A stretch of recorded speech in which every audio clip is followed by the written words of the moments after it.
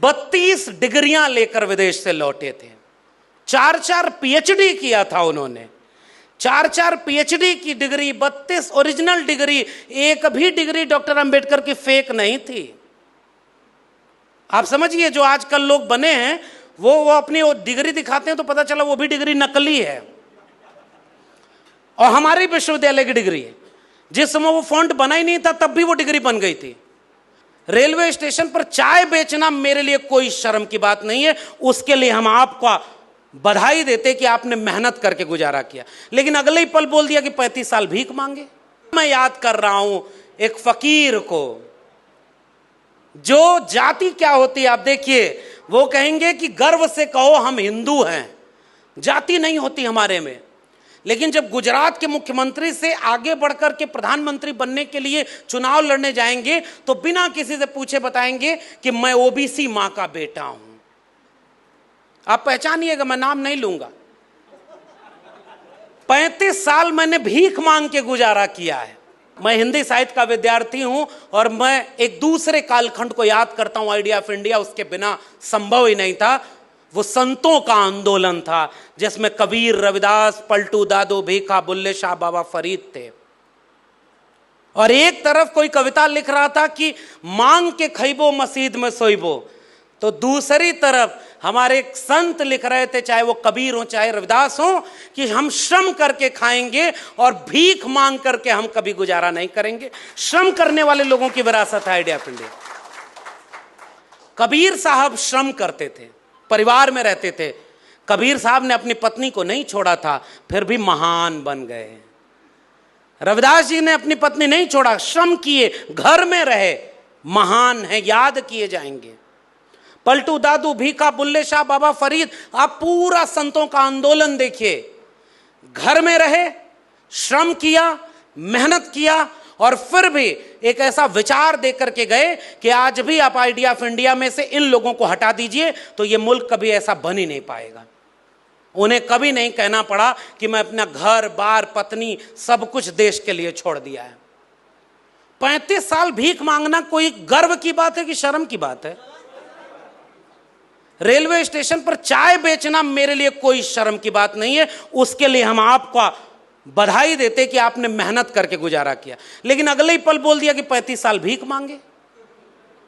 तपस्या की, बहुत मेहनत की, साधना किया और फिर नारा लगाया कि वो बेच रहे हैं भारत को, मैं चैन से कैसे सो जाऊं, सौगंध मुझे इस मिट्टी की, मैं देश नहीं बिकने दूंगा। अब इसलिए मैं इस नारे को यहां खड़े होकर याद कर रहा हूं कि जब आपका हमारा वोट लेकर के उनको हमने कुर्सी दे दी, हमारे लोगों ने उनको कुर्सी पर बिठाया, तो जैसे आपके तमाम बैंकों को उन्होंने बेच दिया है, वैसे ही हमारे शिक्षण संस्थानों को भी उन्होंने प्राइवेट हाथों में बेच दिया है। और अब जिसके जेब में पैसा होगा, लाखों रुपए खर्च करके वो डिग्रियां खरीदेंगे। इसलिए मैं शिक्षा की चिंता को बैंक कर्मचारियों के आयोजन में जोड़ते हुए कह रहा हूं कि ये भारत का जो नक्शा बन रहा है, ये idea of India doctor Ambedkar के सपनों का भारत नहीं है। डॉक्टर अंबेडकर के सपनों के भारत में क्या था? डॉक्टर अंबेडकर साफ विचार रखते थे कि शिक्षा देना राज्य की जिम्मेदारी होनी चाहिए। बॉम्बे लेजिस्लेटिव असेंबली में डॉक्टर अंबेडकर ने बाकायदे पर्चा पढ़ा, अपना पूरा शर्त या एक बयान दिया वहां पर कि इस देश में सबसे ज्यादा पैसा जो सरकार वसूलती है वो जनता से वसूलती है, जिसमें ज्यादातर हमारे लोग हैं, और सबसे कम खर्च करती है तो वो शिक्षा पे खर्च करती है। और बैंक, आप बैंक वाले हैं, आप तो बेहतर जानते होंगे कि एजुकेशन लोन लेना कितना मुश्किल है। डॉक्टर अंबेडकर ने यह चिंता जाहिर की थी कि अगर इस देश में चुनी हुई सरकारें शिक्षा देने का काम नहीं करेंगी तो शिक्षा सबको नहीं मिल पाएगी। और इसके लिए जब उन्होंने कहा था ना कि शिक्षा व शेरनी का दूध है, जो पिएगा वो दहाड़ेगा, कोई दहाड़ न पाए, इसलिए जिनके जहन में मनुस्मृति थी, उन्होंने भारत के संविधान को कमजोर करने के लिए, आइडिया ऑफ इंडिया को कमजोर करने के लिए, डॉक्टर अंबेडकर का सपनों का भारत न बन पाए, इसको सुनिश्चित करने के लिए उन्होंने शिक्षा को भी प्राइवेट हाथों में बेच दिया है। जिस समय दुनिया कोविड से लड़ रही थी। और ये बात याद दिलाने की जरूरत है, क्योंकि हम भारतीय लोग बहुत जल्दी भूल जाते हैं। नए नए तमाशे शुरू हो जाते हैं, नए नए बाबा पैदा हो जाते हैं, नए नए चमत्कार होने लगते हैं, और उसमें हम असली सवाल भूल जाते हैं। डॉक्टर अंबेडकर 32 डिग्रियां लेकर विदेश से लौटे थे। 4-4 पीएचडी किया था उन्होंने। 4-4 पीएचडी की डिग्री, 32 ओरिजिनल डिग्री।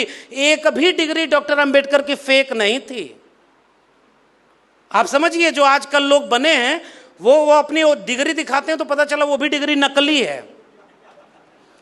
और हमारी विश्वविद्यालय की डिग्री है, जिस समय वो फॉन्ट बना ही नहीं था तब भी वो डिग्री बन गई थी।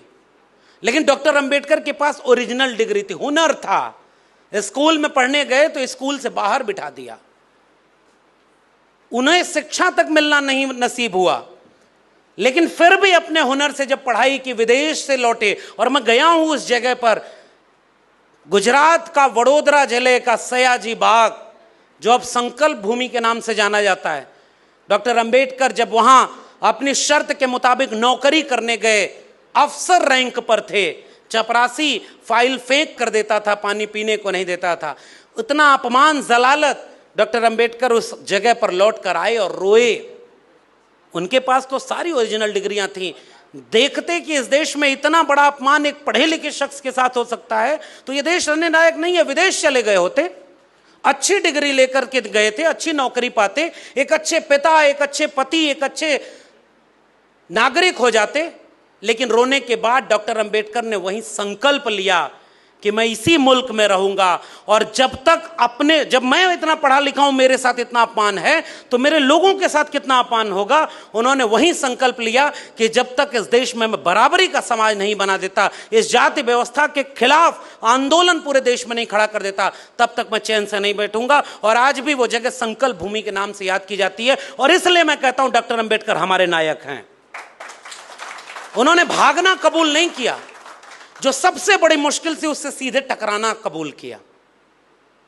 और तब मैं ये बात याद करते हुए कह रहा हूं कि डॉक्टर अंबेडकर की चिंताओं में से सबसे प्रमुख चिंता थी शिक्षा। और शिक्षा के लिए डॉक्टर अंबेडकर बार बार कहते थे कि शिक्षा पर सबसे ज्यादा खर्चा स्टेट को करना चाहिए, क्योंकि आम जनता के टैक्स के पैसे से स्टेट चलता है। शिक्षा सरकारी होनी चाहिए। डॉक्टर अंबेडकर वहीं पर स्पष्ट अपनी राय रखते हैं कि बैंकों का नेशनलाइजेशन होना चाहिए। डॉक्टर अंबेडकर का साफ विचार है कि बैंक राष्ट्रीयकृत होना चाहिए, वित्तीय निगम राष्ट्रीयकृत होना चाहिए, रेलवे को राष्ट्रीयकृत करने की बात करते हैं। और आज कुछ लोग जो डॉक्टर अंबेडकर का नाम लेते हैं और 14 अप्रैल को उनकी मूर्ति पर माला भी पहनाते हैं, वो इन्हीं सारी चीजों को प्राइवेट हाथों में बेच रहे हैं।